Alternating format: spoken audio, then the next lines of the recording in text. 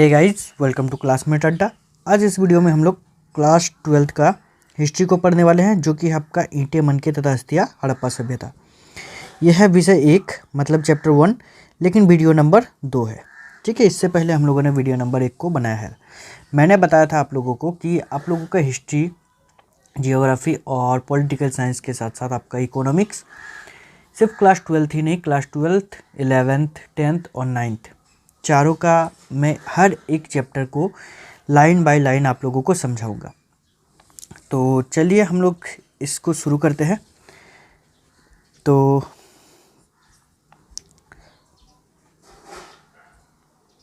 शुरू करने से पहले आप लोगों को बता दूं कि यदि आप हमारे चैनल पर नए हैं तो हमारा फेसबुक पेज को भी फॉलो कर लीजिएगा, क्योंकि वहाँ पर आप लोगों को यूट्यूब से ज़्यादा नोटिफिकेशन मिल जाएगा, बहुत सारे वीडियोस भी मिलेंगे। आप हमें टेलीग्राम चैनल पर फॉलो कर सकते हैं, जहां पर आप लोगों को हर एक वीडियो का नोट्स मिल जाएगा। यह है इंस्टाग्राम अकाउंट मेरा, जहां पर आप लोग मुझे फॉलो कर सकते हो और पर्सनली मैसेज भी कर सकते हो। और क्लासमेट अड्डा, जो कि मेरा यूट्यूब चैनल है, ठीक है, ये यूट्यूब में। तो चारों जगह आप लोग फॉलो कर सकते हो, सब्सक्राइब कर सकते हो और शेयर भी कर दोगे, ठीक है ना।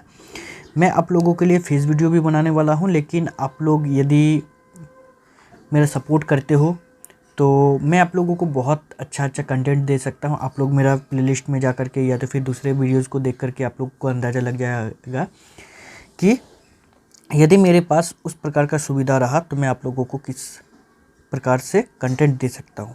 ठीक है, आप लोग देख सकते हो और हो सके तो आप लोग शेयर कर दीजिएगा। ठीक है, आपका सपोर्ट से ही मैं आप लोगों को और भी अच्छा कंटेंट दे सकता हूं। ठीक है, फेस वीडियो बनाने पर ये तो बहुत अच्छी प्रकार से समझ में आएगा, लेकिन टूल्स के अभाव के कारण नहीं दे पा रहा हूं, तो आप लोग सपोर्ट कीजिएगा।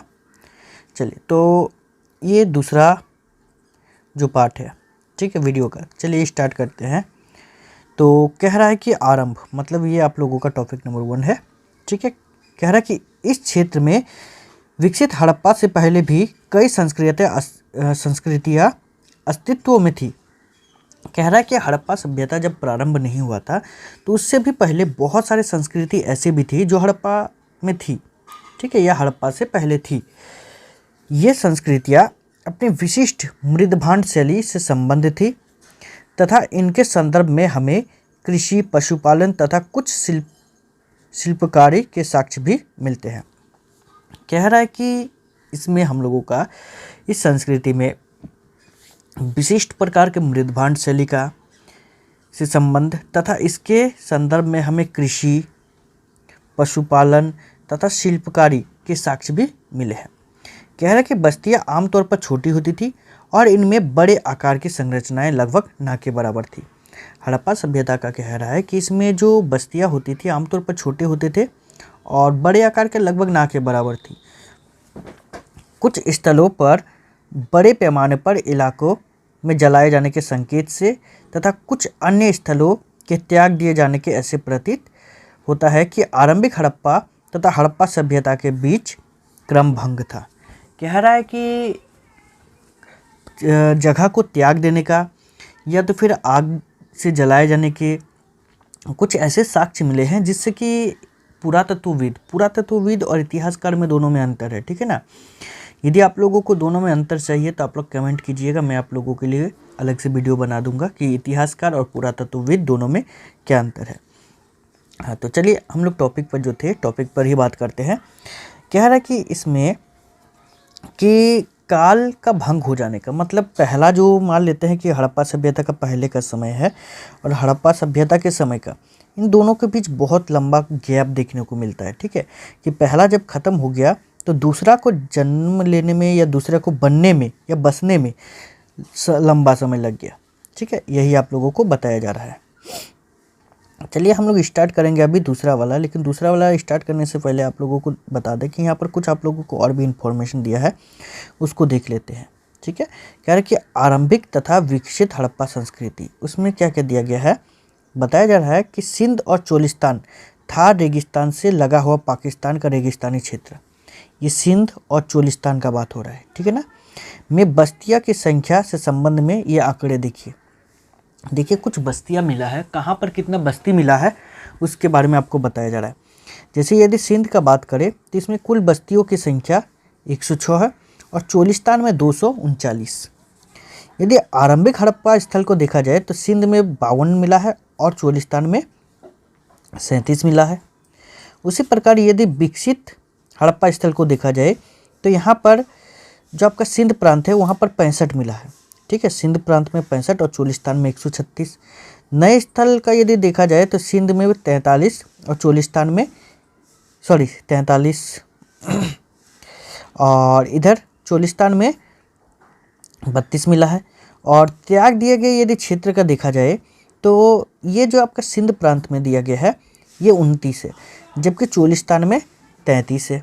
ठीक है, इस प्रकार से कुछ आंकड़ा आप लोगों को दिया गया है, तो इसको भी आप लोग याद कर लोगे, क्या पता कब दे सकता है।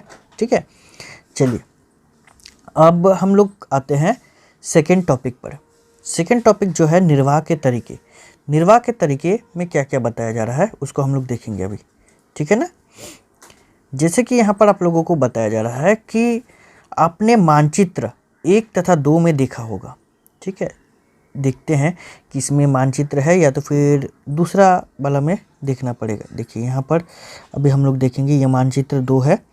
ठीक है, इससे पहले वाला वीडियो में मैंने मानचित्र 1 को बताया था, तो इसमें भी हम लोग देखेंगे क्या देखने के लिए बोल रहा है। उसके बाद फिर चलिए होगा कि विकसित हड़प्पा संस्कृतियाँ कुछ ऐसे स्थानों पर पनपी जहां पहले आरंभिक हड़प्पा संस्कृतियाँ अस्तित्व में थी। कह रहा है कि विकसित हड़प्पा संस्कृति जो है वहीं पर पनपी, मतलब वहीं पर बसा जहां पर क्या था, पहले आरंभिक हड़प्पा संस्कृति अस्तित्व में थी। जहां पर पहले आरंभिक हड़प्पा संस्कृति थी उसी जगह पर।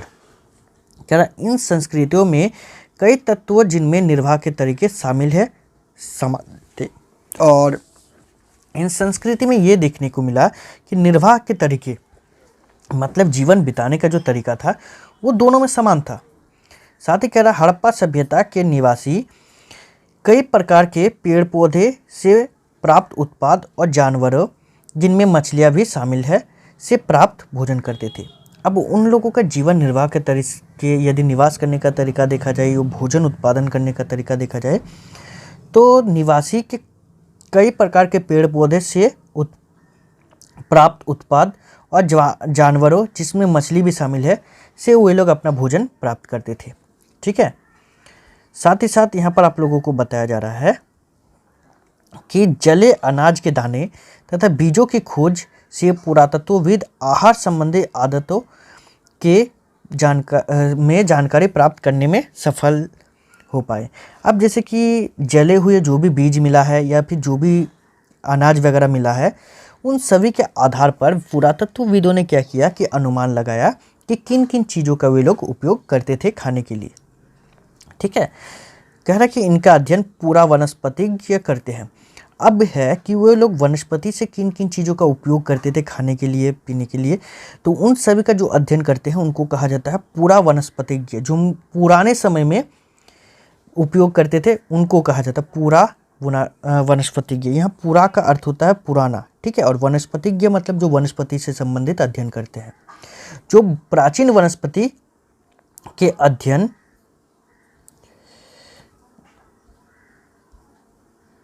के विशेषज्ञ होते हैं। जो पुराने चीज़ों के विशेषज्ञ होते हैं, जो उसका अध्ययन करते हैं, उनको कहा जाता है। ठीक है, कह रहे कि हड़प्पा स्थलों से मिले अनाज के दानों में गेहूँ, जौ, दाल, सफ़ेद चना तथा तिल शामिल है। अब देखिए वे लोग जो भी अनाज खाते थे उनमें से कुछ मिला है उसके बारे में। जैसे क्या क्या मिला है, तो अनाज के दानों में गेहूँ था, जौ था, दाल, सफ़ेद चना और तिल, ये सब अनाज में शामिल था। साथ ही साथ कह रहा है कि बाजरे के दाने गुजरात के स्थल से प्राप्त हुए, और बाजरा भी मिला है, लेकिन ये कहाँ से, तो गुजरात से मिला है। ठीक है, हो सकता है कि गुजरात के अलावा दूसरी जगह पर बाजरे का इस्तेमाल नहीं किया जाता था, ऐसा भी हो सकता है। साथ ही साथ कह रहा है कि चावल के दाने अपेक्षाकृत कम पाए गए हैं, और कह रहा है कि जो चावल के दाने हैं वो बाकियों की तुलना में कम पाया गया है। ठीक है, आगे जैसे आप लोगों को यहाँ पर बताया जा रहा है कि हड़प्पा स्थलों से मिले जानवरों की हड्डियाँ में मवेशियों, भेड़, बकरी, भैंस तथा सूअर की हड्डियाँ शामिल है। और जानवरों की हड्डियों में जो मवेशी है, मवेशी मतलब जिसको हम लोग घर में पालते हैं, जैसे कि गाय भैंस वगैरह हो सकता है। उसके बाद भेड़, बकरी, भैंस तथा सूअर, ये सब, ठीक है ना, इन सभी का हड्डी मिला है। कह रहा है कि पूरा वनस्पतिज्ञ ज्ञानियों अथवा पूरा जीव पुरातत्वविदों द्वारा किए गए अध्ययनों से संकेत मिलता है कि ये सभी जानवर पालतू थे। और उन लोगों के अनुसार ये जितना भी साक्ष्य मिला है, जिनके जिनके हड्डी मिले हैं, तो ये सारे के सारे पालतू थे। जंगली प्रजातियों जैसे वरहा, ठीक है, जंगली सुअर जिसको आप लोग बोलते हो, हिरन तथा घड़ियाल की भी हड्डी मिली है। और हिरन, घड़ियाल, इन सभी की भी हड्डी मिली है, ठीक है। हम ये नहीं जान पाए हैं कि हड़प्पा निवासी स्वयं इन जानवरों का शिकार करते थे अथवा अन्य आखेटक समुदायों से इनका मांस प्राप्त करते थे। कह रहा है कि पुरातत्वविद ये नहीं जानते थे कि उनका शिकार ये लोग खुद ही करते थे या तो फिर दूसरे से मांस प्राप्त करते थे, ठीक है, मतलब दूसरा कोई शिकार करते थे, उनसे मांस प्राप्त करते थे, ऐसा भी हो सकता है। साथ ही साथ कह रहा है मछली तथा पक्षियों की हड्डी भी मिली है। और कह रहा है कि इसमें मछली और पक्षी की हड्डी भी मिला है, मतलब इन सभी का उपयोग किया जाता था। जैसे कि इसके पहले देखिए हम लोग बात कर रहे थे कि कहाँ कहाँ पर ज़्यादा पनपा था, तो ये देखिए आप लोग, ये नदी है। और उसके बाद फिर यहाँ पर आमरी नाल, उसके बाद कोट दीजी,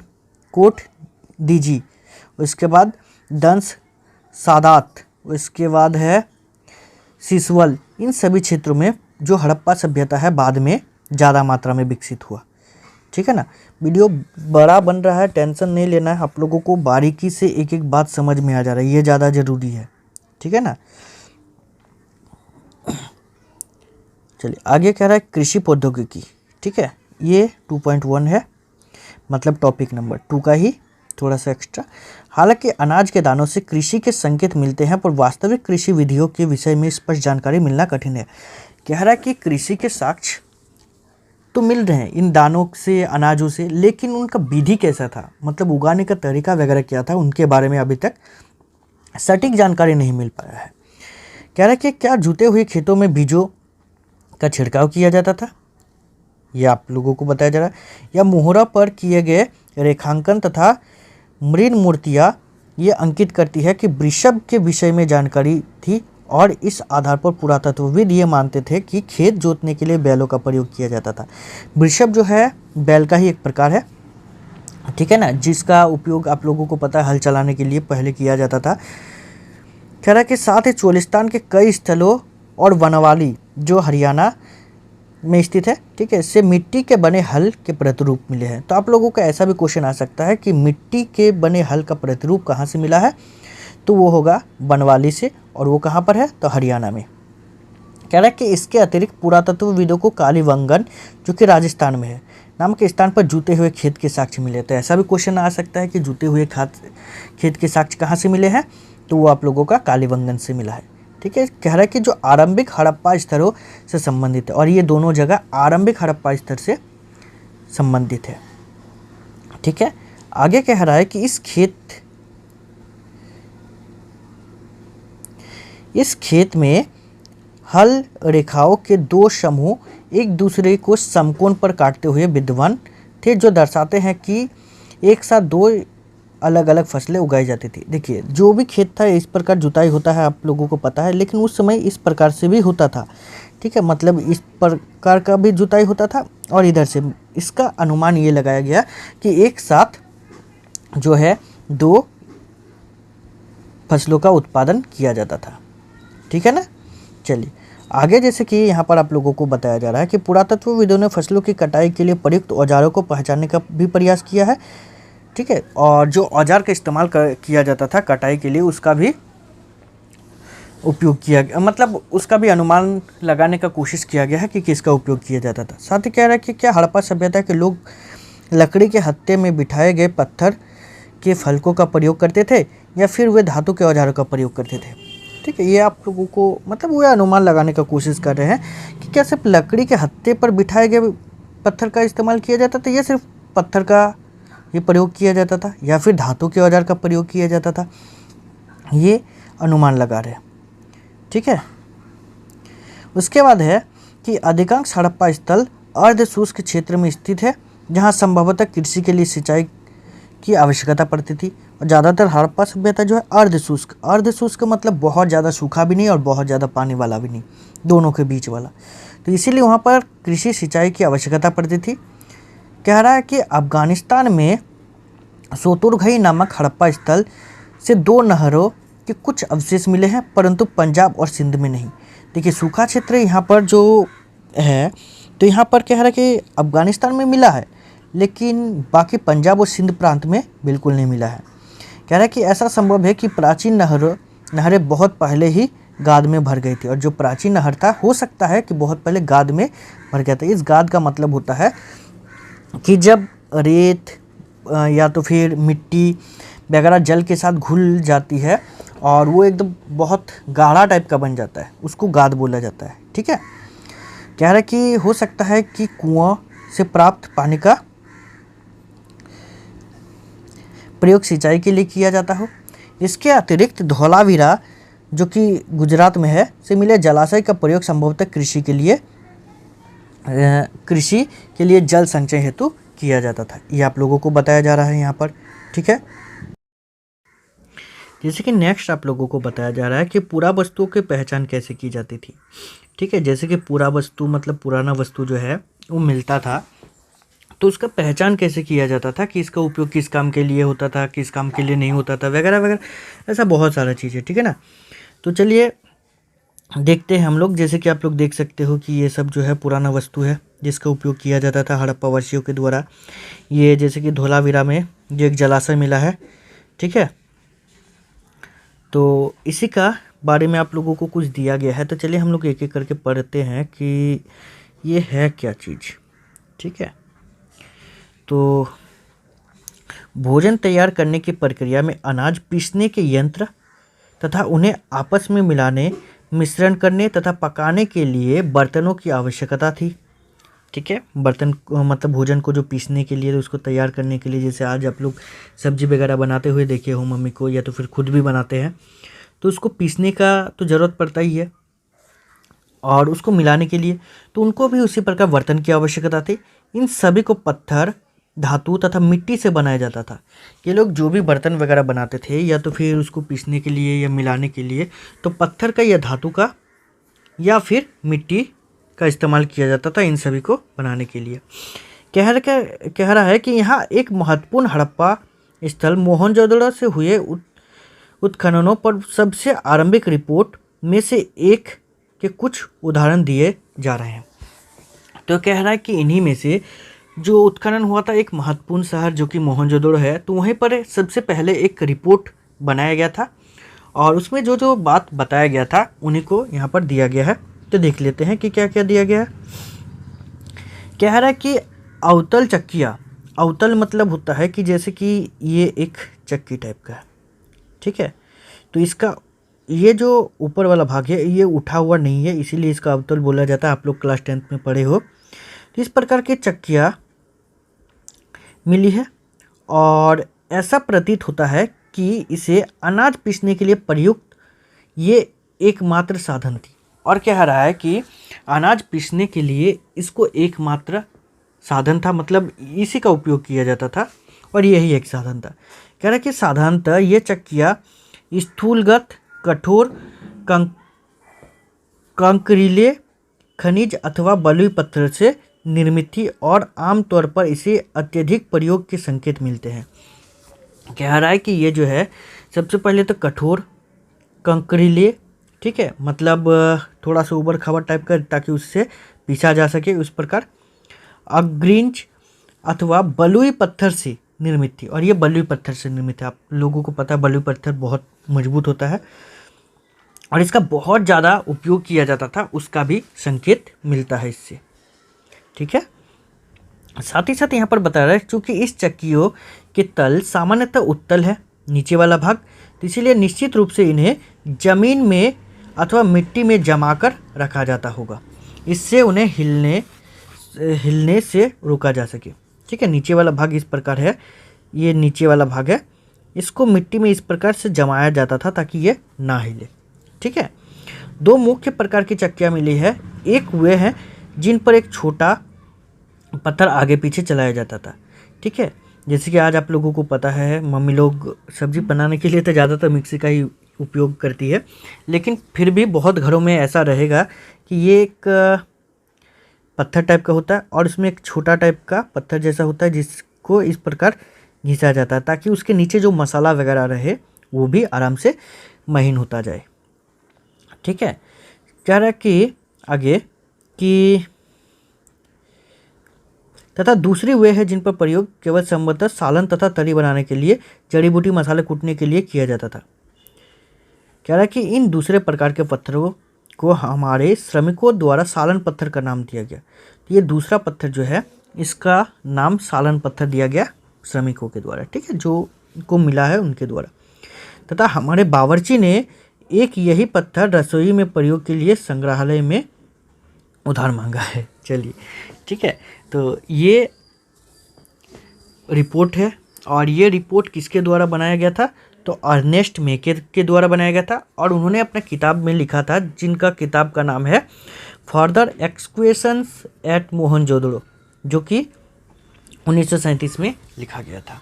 ठीक है, तो एक बात बता दें कि कोई भी रिसर्च करता है, जो भी वो रिपोर्ट बनाता है उसको अपनी किताब में लिखता है। ठीक है, तो यही इसी प्रकार का किताब था, फर्दर एक्सक्वेशंस एट मोहनजोदड़ो नाम का किताब जो है अर्नेस्ट मेके के द्वारा लिखा गया था। ठीक है, यहाँ से भी आप लोगों का क्वेश्चन निकल जाएगा।